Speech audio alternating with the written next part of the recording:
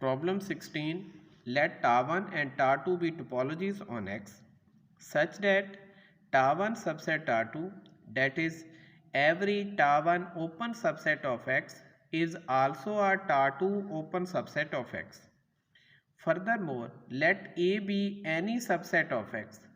First part, show that every Ta2 limit point of A is also a Ta1 limit point of A. इसमें Ta1 और Ta2 topologies हैं on set X के ऊपर। ये इस तरह की टोपोलॉजीज़ हैं कि ये जो Ta1 है ये सबसेट है Ta2 का। इट्स मीन कि Ta1 का हर ओपन सबसेट X का वो Ta2 का भी ओपन सबसेट होगा, और A कोई भी सबसेट है X का। फर्स्ट पार्ट में शो करना है कि A का Ta2 में हर लिमिट पॉइंट Ta1 में भी A का लिमिट पॉइंट होगा। एग्जाम्पल देखें, लेट x इक्वल 1 2 3 और Ta1 हमने डिफाइन की 5x 1 1 2 और Ta2 डिफाइन की है 5x 1 1 2 2। अब देखें ये जो Ta1 है ये Ta2 का सबसेट है। Ta1 का हर ओपन सेट Ta2 को भी बिलोंग कर रहा है, तो Ta1 सबसेट हो गया Ta2 का। लेट कर लें A इक्वल है 1 2। ये देखें ये जो सेट A है ये सेट X का सबसेट है। अब हमने A के लिमिट पॉइंट फाइंड कर रहे हैं Ta2 में भी और Ta1 में भी। सबसे पहले हम Ta2 लिमिट पॉइंट फाइंड करेंगे सेट A के। तो देखें 1 को कंटेन करने वाले ओपन सेट जो Ta2 को बिलोंग कर रहे हैं वो हैं 1 1 2 और X।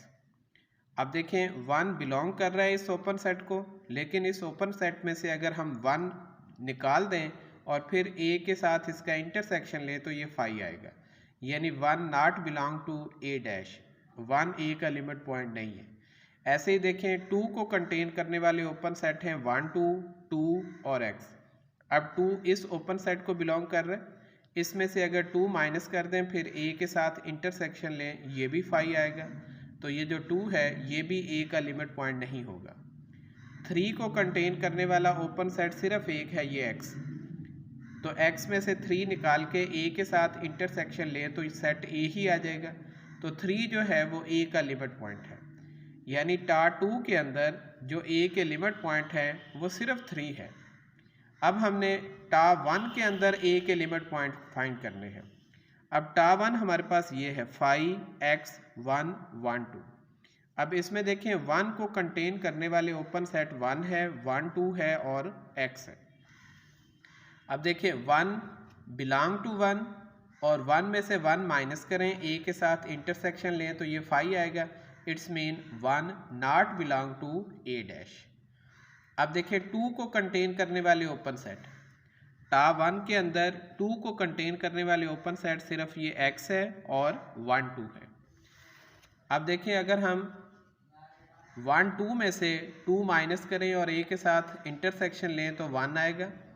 X में से 2 माइनस करके A के साथ इंटरसेक्शन लें वो भी 1 आएगा। देखिए ये नॉन एम्प्टी है इसलिए 2 जो है वो A का लिमिट पॉइंट होगा। अब देखें 3 को कंटेन करने के लिए Ta1 के अंदर सिर्फ एक ओपन सेट है X, तो X में से 3 को माइनस कर दें फिर A के साथ इंटरसेक्शन लें तो सेट A आ जाएगा, ये भी नॉन एम्प्टी है इसलिए 3 बिलोंग करेगा A डैश को। अब Ta1 के अंदर जो A के लिमिट पॉइंट है वो है 2 3। अब हमने ये शो करना था कि Ta1 अगर Ta2 का सबसेट है तो Ta2 के अंदर जो A के लिमिट पॉइंट होंगे वो Ta1 के अंदर भी A के लिमिट पॉइंट होंगे, ये हमने शो करना था। तो देखें A के जो लिमिट पॉइंट Ta2 के अंदर है वो 3 है, जबकि Ta1 में भी देखें A का लिमिट पॉइंट 3 मौजूद है। ठीक है, तो ये प्रूव हो गया कि Ta2 के अंदर जो A का हर लिमिट पॉइंट है वो Ta1 के अंदर भी A का लिमिट पॉइंट होगा। अब इसे इन जनरल देखते हैं। Let P be a Ta2 limit point of A। ये जो P है वो Ta2 के अंदर A का लिमिट पॉइंट है, इसलिए G minus P intersection A ये नॉट इक्वल टू 5 होगा for every G belong to Ta2 such that P belong to G। यानी हर ओपन सेट जो P को बिलोंग कर रहा है और ये ओपन सेट है टा2 का, तो इसमें से अगर हम P माइनस कर दें फिर इसका इंटरसेक्शन लें A के साथ, वो नॉन एम्प्टी आएगा। बट टा1 सबसेट टा2, टा1 जो है वो सबसेट है टा2 का, इसलिए in particular G minus P intersection a not equal to 5 for every G belong to टा1। तो यही कंडीशन हर ओपन सेट जो टा1 को बिलोंग कर रहा है और वो P को भी कंटेन कर रहा है, तो उसके लिए भी ये कंडीशन होल्ड करेगी।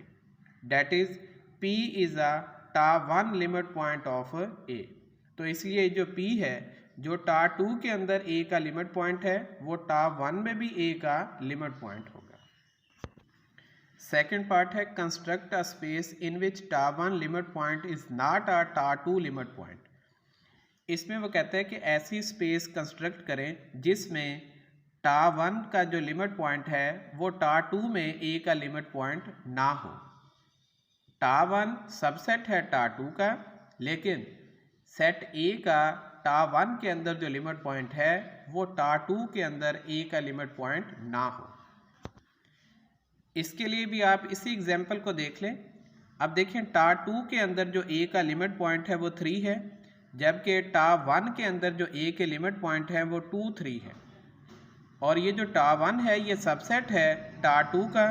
अब टा1 के अंदर ये एक लिमिट पॉइंट 2 ऐसा है जो टा1 में तो A का लिमिट पॉइंट है, लेकिन टा2 के अंदर ये A का लिमिट पॉइंट नहीं है। तो इस एग्जाम्पल को भी हम इस सेकंड पार्ट में लिख सकते हैं। यहाँ पे उन्होंने लिखा है consider usual topology U and discrete topology D on R। Note that usual topology जो है ये सबसेट होती है डिस्क्रीट टोपोलॉजी की। अब D के अंदर D कंटेन करेगा एवरी सबसेट ऑफ R को, इसलिए 0 जो है वो D का लिमिट पॉइंट नहीं होगा इस सेट के लिए। इस सेट, ये सेट A हमने कंसिडर किया है, ये रियल नंबर का सबसेट है।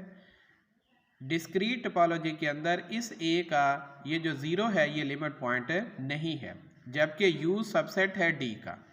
लेकिन 0 is the limit point of A with respect to usual topology on R।